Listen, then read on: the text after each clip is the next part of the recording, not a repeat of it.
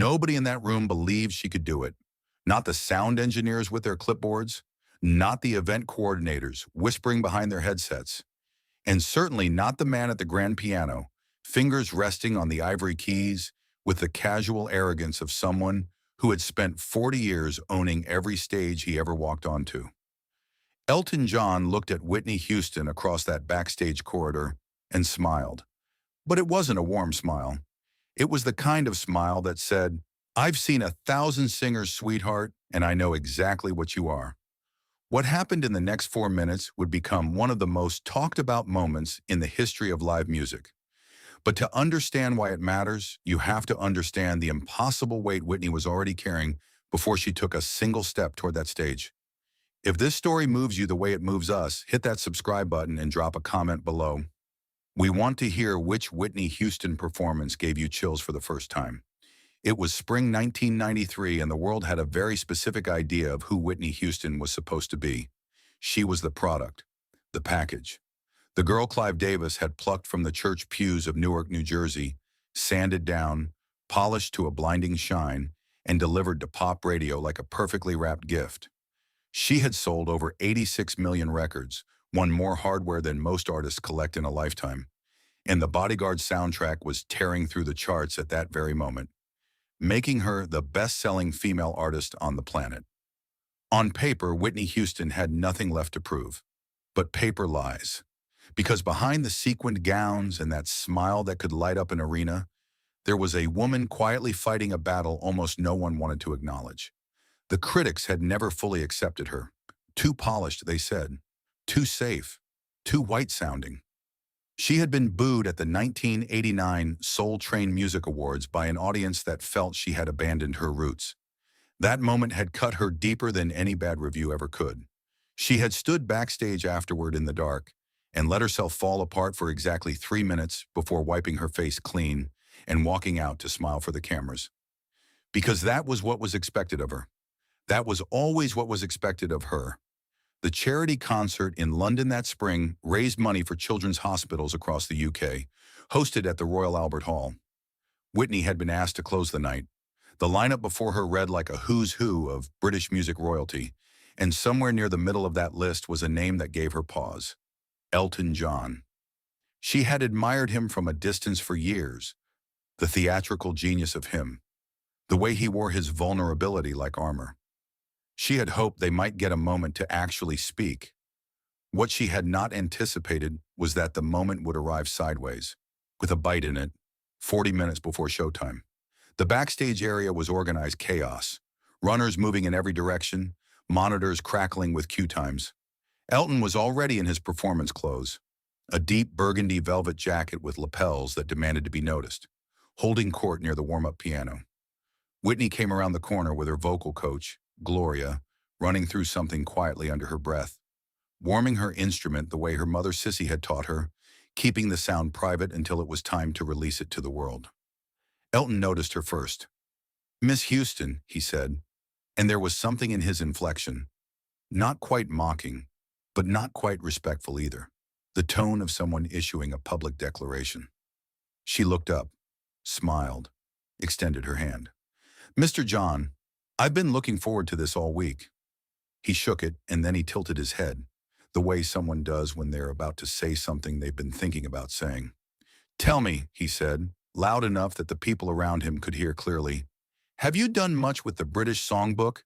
This crowd is particular, you know. They like their emotions served at a certain temperature." There it was, wrapped in courtesy, delivered with a smile but unmistakable. A question designed to remind her that she was on his turf now, in his country, in a room built for his kind of music, his kind of voice, his kind of drama. Whitney Houston kept smiling, but something shifted behind her eyes. Gloria, her vocal coach, saw it happen. She would describe it years later as the moment Whitney went somewhere inside herself. A stillness settled over her like a weather change. The expression of a woman who had spent her entire adult life being told what she was and wasn't capable of, and who had run completely out of the energy to respond with words. "I think the music will answer that better than I can," Whitney said, and walked away. But nobody could have known then what that answer was going to look like. The show ran long, as these events always do. By the time Elton John took the stage for his set, the audience was electric but slightly restless. He gave them everything: Crocodile Rock, Your Song, Tiny Dancer, working the room like a man who had been performing in this specific hall since before some audience members were born. The applause when he finished was enormous, the kind that fills a room from floor to ceiling.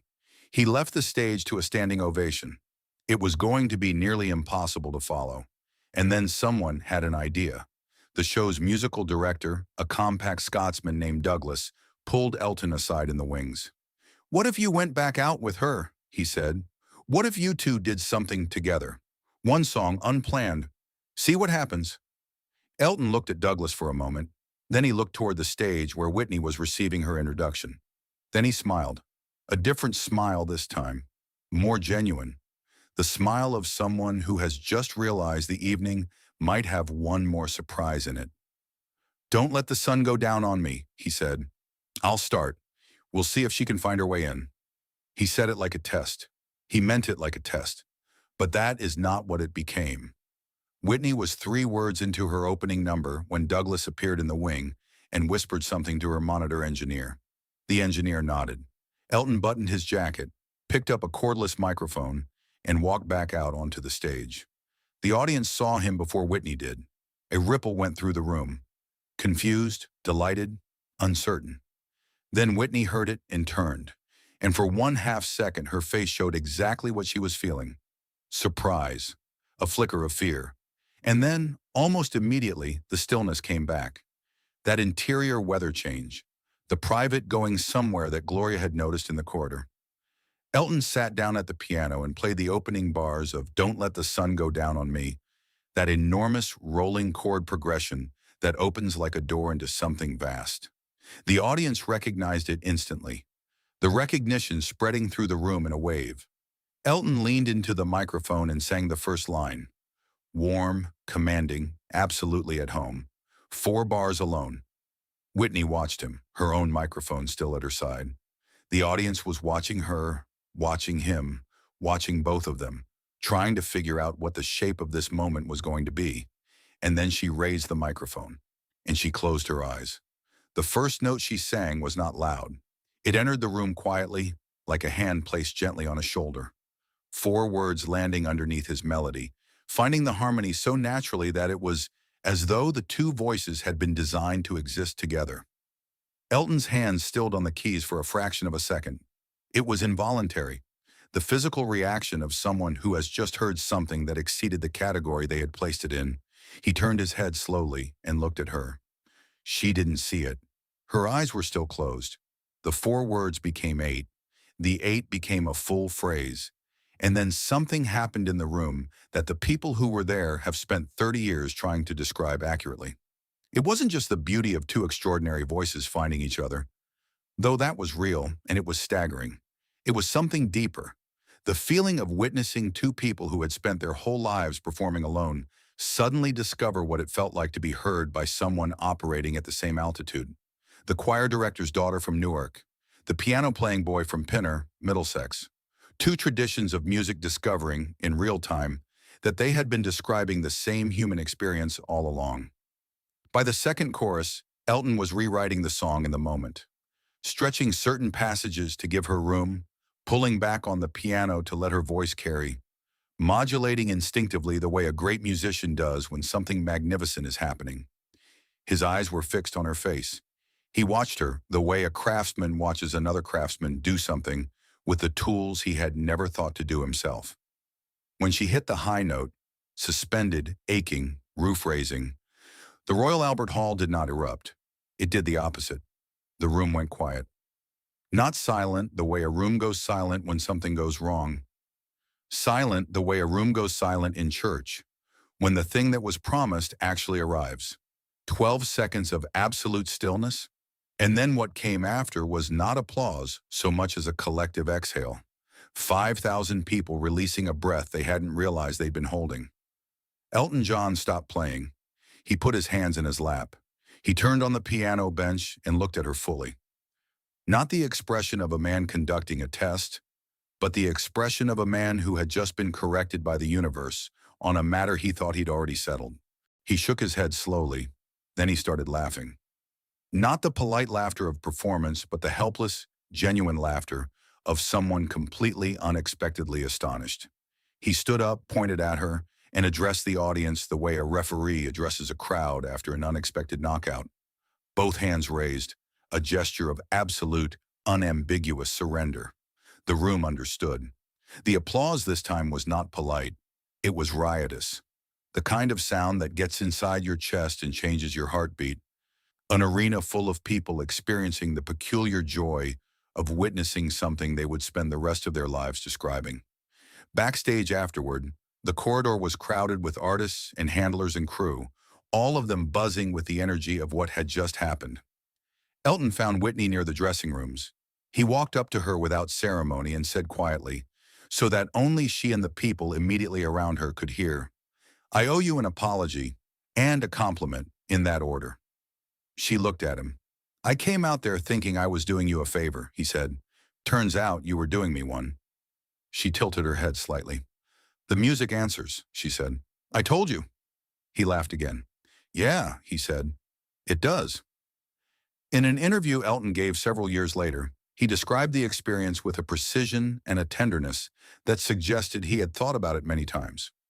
"There are singers," he said, "and then there are people who have been given something extra that you simply cannot manufacture or imitate. Whitney had that. Whatever that gift is, she had it in abundance. I sat down that night to play a song I'd played 1,000 times. She opened her mouth, and I heard that song for the first time. The irony of that night is this. Whitney Houston walked into the Royal Albert Hall carrying 30 years of other people's doubt. The critics who said she was too safe. The audiences who said she had sold out. The industry that had turned her into a product and then complained she was too perfect.